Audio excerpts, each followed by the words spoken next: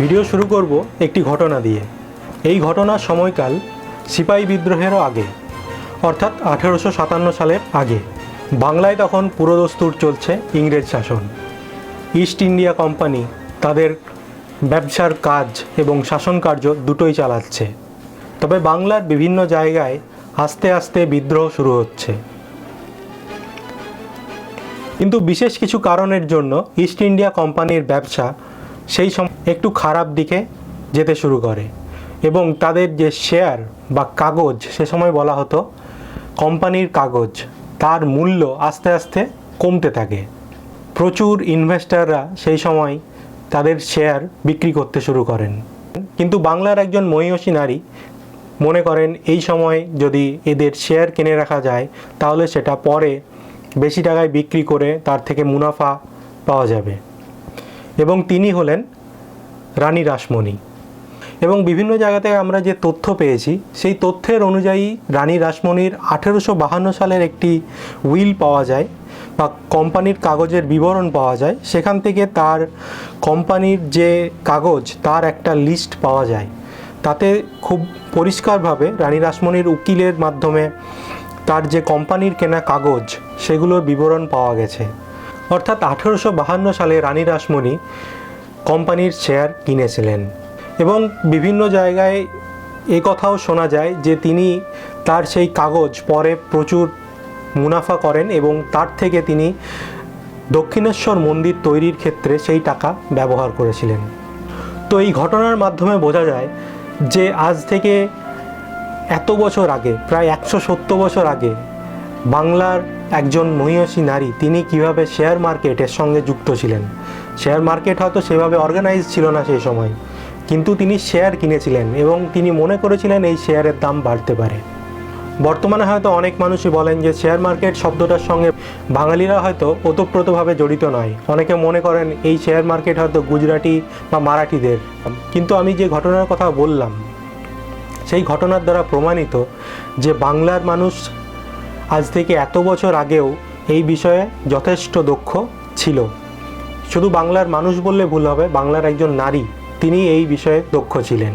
তাই কোনো মানুষ যদি এরপর বলেন যে শেয়ার মার্কেট বাঙালিদের জন্য নয়, তাকে এই ঘটনার কথা অবশ্যই বলবেন।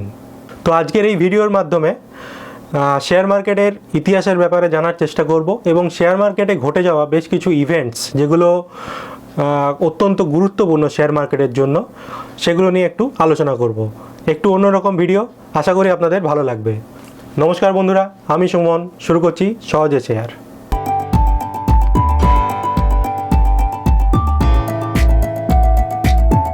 ভিডিও শুরু করার আগে অনেকেই এই চ্যানেলটা দেখছেন, আমি তার ইনফরমেশন পাচ্ছি ইউটিউব স্টুডিওর মাধ্যমে। তো তাদের কাছে অনুরোধ যে অবশ্যই চ্যানেলটাকে সাবস্ক্রাইব করুন।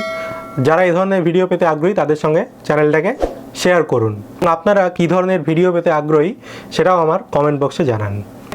তো এবারে জানা যাক যে শেয়ার মার্কেটের শুরুটা কিভাবে হয়েছিল।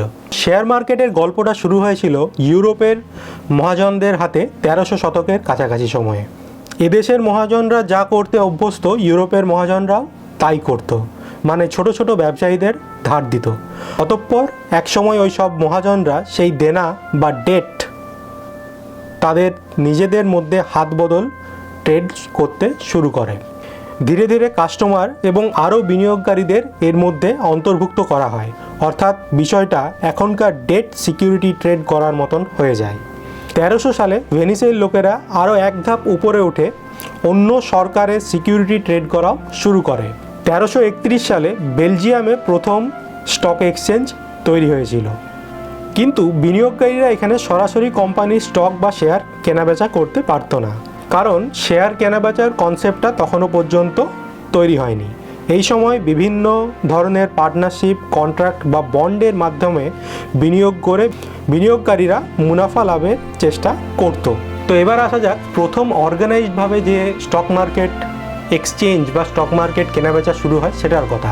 1602 সালে Dutch east India company Amsterdam stock exchange তৈরি করেন এবং এটাই হচ্ছে পৃথিবীর প্রথম অর্গানাইজড স্টক এক্সচেঞ্জ। যদিও এটা অফিসিয়াল স্টক এক্সচেঞ্জ ছিল না, তারাই প্রথম পেপার শেয়ার তৈরি করেন এবং পেপার শেয়ার হোল্ডারদের মধ্যে ট্রেড করতে শুরু করে, অর্থাৎ হাত বদল হতে শুরু হয়। 1773 সালে প্রথম অফিসিয়াল স্টক এক্সচেঞ্জ হিসাবে লন্ডন স্টক এক্সচেঞ্জ স্থাপিত হয়, যেখানে বিনিয়োগকারীরা এক জায়গায় জড়ো হয়ে শেয়ার কেনাবেচা শুরু করে। এবং তার কয়েক বছর পরে 1790 সালে আমেরিকার ফিলাডেলফিয়া স্টক এক্সচেঞ্জ তৈরি হয় এবং তারও 2 বছর পরে গাছের নিচে নিউ ইয়র্ক স্টক এক্সচেঞ্জ স্থাপিত হয়, যা বর্তমানে ওয়াল স্ট্রিট নামে পরিচিত। এ তো গেল বিদেশের স্টক এক্সচেঞ্জের কথা।